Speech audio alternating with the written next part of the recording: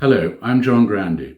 Today's case is the 250th and final in this series of a new case being read every day for the last 250 days since we read our first case from 1774 on January the 5th.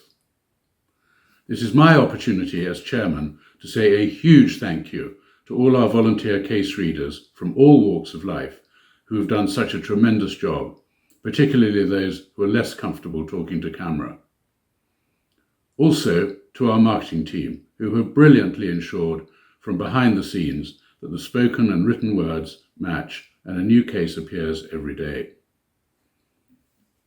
Today's case is from last year. There is only one way to put 2023 into context, and that, of course, is the coronation of His Majesty the King, who earlier this year most graciously accepted the patronage of the Royal Humane Society in the footsteps of the late Queen, our patron for the entirety of her reign. Here is the last case in the series. On the 21st of January 2023, in Holywell Bay, Cornwall, James Northway, a young boy aged 10, was playing in the sea on his bodyboard. It was very cold. He was wearing a wetsuit and being watched from the beach by his mother and stepfather. He got caught in a powerful rip current which overwhelmed him and started pulling him out to sea. He began shouting for help. Instinctively, his stepfather entered the cold sea. Soon they were both in trouble and being swept further out as they fought against the rip current. Emily Greenwood, a mother of 3, was walking across the bay with her son in his wheelchair. Emily is an active member of a life-saving club, but is not a trained lifeguard. She heard the shouts for help and quickly realized that the boy and his stepfather, struggling against the rip current, were in great danger.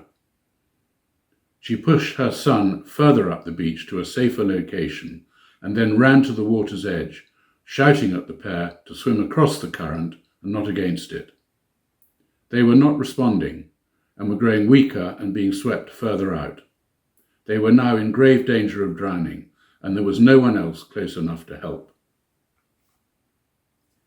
Although she was aware of the extreme dangers due to the sea conditions, distance and water temperature, Emily made the courageous decision to enter the freezing water. She took off her outer clothes and swam over 100 meters through the surf to get out to the pair. She instructed them to remain calm and helped them keep hold of the bodyboard. She then began the arduous task of towing them across the rip current towards the south end of the beach. Her smartwatch shows her tracking through the water, the cold water, for over 15 minutes, covering a distance of 400 meters. They were repeatedly hit by large waves that swamped them, and yet Emily demonstrated determination and perseverance during this long and difficult rescue, managing to keep the group together and recovering them to shore. As soon as the boy was able to stand, he waded out to his waiting mother. The stepfather, however, was in a state of collapse. Despite her own exhaustion, Emily managed to support him and keep his head above water until others came and helped them ashore. The man was hypothermic, unable to move, blue with cold, vomiting and in need of urgent medical assistance.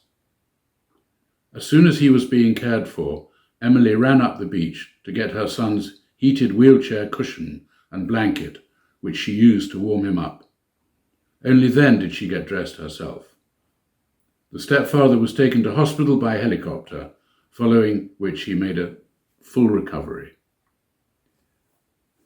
For her outstanding bravery and determination that cold January day, Emily Greenwood was awarded the Society's Silver Medal.